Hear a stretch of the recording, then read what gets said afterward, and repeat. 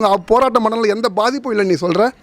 இல்லை எந்த பாதிப்பும் இல்லை, அதெல்லாம் சரியாக நடந்து இன்னும் சரியாக நடக்குது. அப்போ எதுக்கு வந்து உட்காந்து நீ நிற்கிற? போயிடு.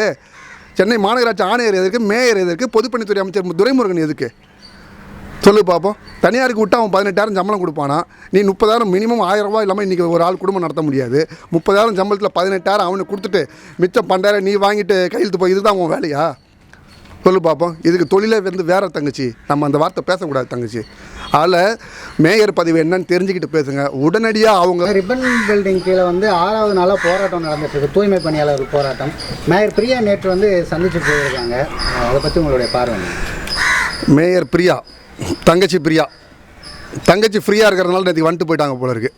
ஏன்னா 5 நாளாக வந்து அவங்க தான் வந்து 5வது வார்டிலும் 6வது வார்டிலையும் தூய்மை பணியெலாம் அவங்க தான் பார்த்துக்கிட்டு இருந்தாங்க போல இருக்குது. அதாவது இது எப்படிப்பட்ட கேலி கூத்துனா, படித்தவங்களாம் அந்த நாட்டில் திருட ஆரம்பிச்சிட்டான்னு சொல்லுவாங்க இல்லையா?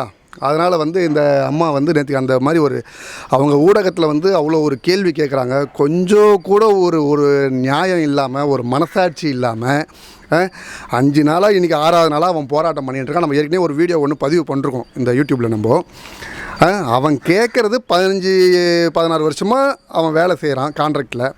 எங்களை வந்து தனியாருக்கு விட்டு கொடுக்காதீங்க, கவர்மெண்ட் வேலை எங்களுக்கு கொடுங்கன்னு சொல்கிறாங்க. இதில் என்ன உங்களுக்கு கஷ்டம்? ஊர் பூரா ஒயின் ஷாப்பை திறந்து வச்சு குடித்து நாட்டை அழிக்கிறவனுக்கு கவர்மெண்ட் வேலை கொடுக்குற, மாதம் 1000 ரூபா ஊதிய உயர்வு வேலை கொடுக்குற.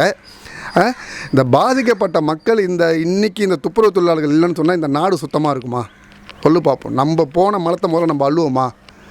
அப்படிப்பட்ட துப்புரவு தொழிலாளர்கள் வந்து இது மாதிரி வந்து சீரழித்து அவங்கள ரோட்டில் நிற்க வச்சு 5 நாள் தொடர்ந்து 6வது நாளாக இன்றைக்கி போராட்டம் பண்ணிக்கிட்டு இருக்கிறாங்க.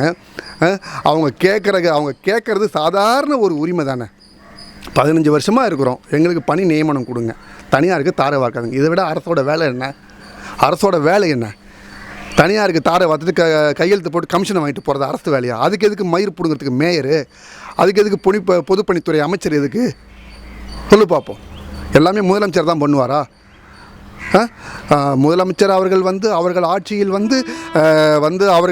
அவர்கள் பக்கத்தில் உட்கார்ந்து தேநீர் சாப்பிட்டீங்களான்னு கேட்டு டீ எல்லாம் வாங்கி கொடுத்து, ஏமா உன்னை கேட்டாங்க? நான் முதலமைச்சர் பெரிய வானத்தில் குதிச்சு வந்தவரா? பக்கத்தில் இருக்கிற பாண்டிச்சேரிக்கு போய் பாருமா, முதலமைச்சர் ரங்கசாமி எப்படி இருக்காரு சொல்லிட்டு மக்களாக நடந்து போவார். இங்கே மாதிரி 12 வண்டியில் போயிட்டுருக்கார் முதலமைச்சருக்கு முதல்ல மூளை இருக்குதா? மூளை இருந்தால் முதலமைச்சர் தானே போட்டிருக்கணும். மக்களோட ஸ்டாலின்றா இப்போ எங்கே மக்களோட இல்லை, காணும் ஸ்டாலினா எங்கே போயிட்டாரு? இதெல்லாம் ஒரு கேலி கூத்தா இல்லை? படித்தவங்க நீங்கள்லாம் வந்து இந்த மேயர் பதவின்றது வந்து செங்கை சிவம் செய்த வந்து முறவாசல், திமுகவில் முறவாசல் செஞ்சால் உங்களுக்கு கிடைச்ச பிச்சை அது. அதனால தான் வந்து அந்த பதவியினுடைய அருமை தெரியாமல் நீங்கள் பேசிக்கிட்டு இருக்கிறீங்க, புரியுதுங்களா? மக்களுடைய உணர்வோடு நீங்கள் விளையாண்டுக்கிட்டு இருக்கிறீங்க. இதெல்லாம் ரொம்ப நாளைக்கு நீடிக்காது. அந்த பத்திரிகையாளர் மடக்கி கேள்வி கேட்குறாரு. 2 கேள்வி தான். தனியாருக்கு தாரை வார்க்க மாட்டேன், பணி நியமனம் பண்ணுறேன், அதை நீங்கள் தான் சொல்லிட்டுருக்கிறீங்க. நீங்கள் மேயர் வேட்பாளராக நிற்கும் போது நீங்கள் தான் வந்து அதை சொல்லிருக்கிறீங்க. அவங்க உங்களை தான் குற்றம் சாட்டுறாங்க. ஒன்றால் வந்து முதலமைச்சர்கிட்ட பேசி அவங்களுக்கு பணி நியமனம் பண்ண முடியலன்னா அப்புறம் என்ன மக்கள் ஆட்சி, மயிர் ஆட்சி? இது இங்கடா எங்கள் ஜனநாயகம் இருக்குது? சொல்லு பார்ப்போம். மலம் ஆள்றவனுக்கு நீ வந்து கவர்மெண்ட் வேலை கொடுக்க மாட்டேன், குடிச்சு ஊர் தாலி அறுக்கிறவனுக்கு கவர்மெண்ட் வேலை கொடுப்பேன். 5 நாள் 6வது நாளாக போராட்டம் பண்ணுறான். சென்னையோட மத்திய பகுதியில் ரிப்பன் பில்டிங்க்கு கீழே அவன் உட்காந்து போராட்டம் பண்ணிகிட்டு இருக்கான். சென்னை உயர்நீதிமன்றம் அங்கேருந்து 1.5 கிலோமீட்டரில் இருக்குது. இந்த நீதி அரசர்கள் யாரும் இதை பார்க்க மாட்டாங்களா? இந்த சைடு திரும்ப 2 கிலோமீட்டர் தலைமைச் செயலகம் இருக்குது. சொல்லுங்கள் பார்ப்போம். என்னடா பைத்தியக்கார நாடா இது, சுடுகாடா இது? சொல்லுங்கள் பார்ப்போம். மனசாட்சியோடு நடந்துக்குங்க. இந்த மேயர்லாம் வந்து படிச்சுட்டு, தங்கச்சி நீ இப்படிலாம் பேசாத தங்கச்சி, உனக்கு வந்து பேச்சு வரலன்னு சொன்னால் வீட்டில் போய் உட்காந்துக்க. உனக்கு வந்து எடுபடி வேலை செய்கிறதுக்கு மேயர் பதவி கொடுக்கல, புரியுதா? தரந்தாழ்ந்து பேசாத. ஒன்று அவங்களுக்கு பணி நியமனம் பண்ணு, தனியாருக்கு தாரை வாக்காத. இதுதான் இந்த யூடியூப் சேனல் நாங்கள் வந்து உங்களுக்கு பதிவு பண்ணுறது. நீ அப்படி தான் பண்ணுவேன்னு சொன்னால் இன்றைக்கி 200 பேர் நிற்கிறவன் நாளைக்கு 2 லட்சம் பேர் ஆவான். அதனால் அவங்க போராட்டம் பண்ணல எந்த பாதிப்பும் இல்லை நீ சொல்கிற? இல்லை எந்த பாதிப்பும் இல்லை, அதெல்லாம் சரியாக நடந்து இன்னும் சரியாக நடக்குது. அப்போ எதுக்கு வந்து உட்காந்து நீ நிற்கிற? போயிடு. சென்னை மாநகராட்சி ஆணையர் எதுக்கு, மேயர் எதுக்கு, பொதுப்பணித்துறை அமைச்சர் துரைமுருகன் எதுக்கு சொல்லு பார்ப்போம். தனியாருக்கு விட்டு அவன் 18,000 சம்பளம் கொடுப்பானா? நீ 30,000 மினிமம் 1000 ரூபா இல்லாமல் இன்றைக்கி ஒரு ஆள் குடும்பம் நடத்த முடியாது.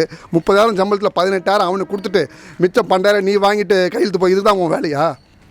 சொல்லு பார்ப்போம். இதுக்கு தொழிலே வந்து வேறு தங்கச்சி, நம்ம அந்த வார்த்தை பேசக்கூடாது தங்கச்சி. அதில் மேயர் பதிவு என்னன்னு தெரிஞ்சுக்கிட்டு பேசுங்க. உடனடியாக அவங்களுடைய கோரிக்கையை நிறைவேற்றி அவங்களுக்கு முதல்ல மறுவாழ்வு கொடுங்க. தயவுசெய்து போராட விடாதீங்க. ஆசிரியர்களை போராட விட்றீங்க, போக்குவரத்துறையை போராட விட்றீங்க. இதான் உங்கள் வேலை.